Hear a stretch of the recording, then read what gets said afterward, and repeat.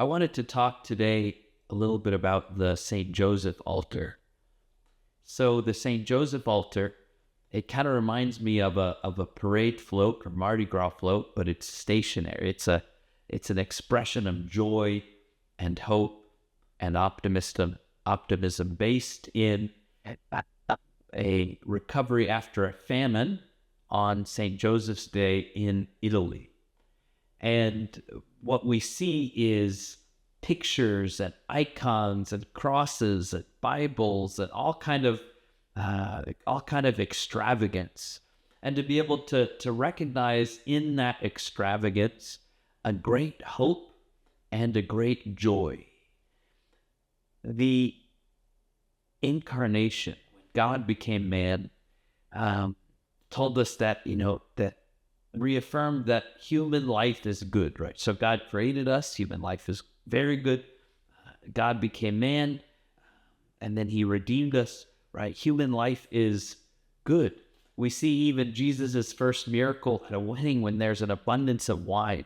And so this idea of having days where we can celebrate, where we can enjoy, where we can find causes for hope and look back at times when there was a famine, when things were difficult, and then to see God has delivered us in these past times. It's like a physical manifestation of a psalm.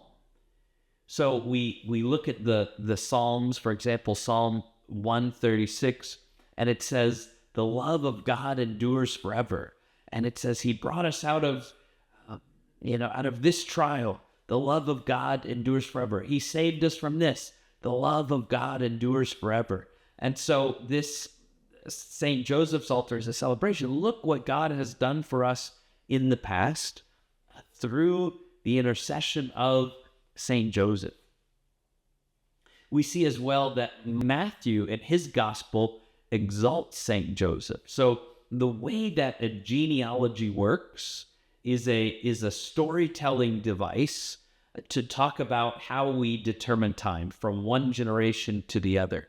And if you look at the book of Genesis, you'll see that there's a genealogy, and it'll talk about this person, and then they'll go, the father of this, the father of this, the father of this, and then it'll say, oh, now we're going to talk about this person. So it's saying all of these other generations are there to tell time, but then we have somebody who's important. And so there's a ranking of how important someone is in a genealogy based on how much information is put about them. And so you look at the Gospel of Matthew and Matthew's genealogy, and there's the majority, right, 95% is about Jesus. But then you see at the beginning, there's these other generations where it talks about Abraham, it talks about David, it goes into some of the other sons of David and things that they do.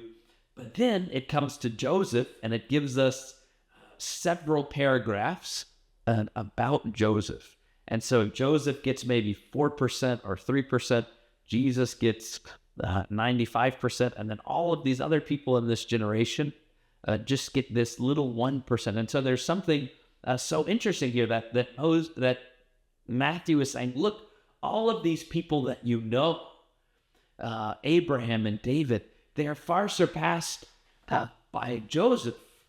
And then Joseph is far, far surpassed by Jesus. And so it's something interesting in the way that Matthew is telling the story, in the way that he's structuring the story. So we see with joy this idea of a celebration. We're celebrating Joseph. Is Joseph God? No. Does Joseph have any power outside of the power of God? No. But yet God chose Joseph to be a father, to be an adoptive father, to be a virginal father.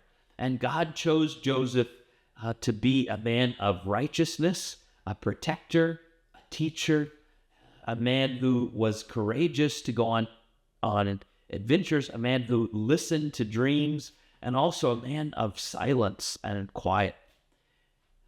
Thank you. God bless you.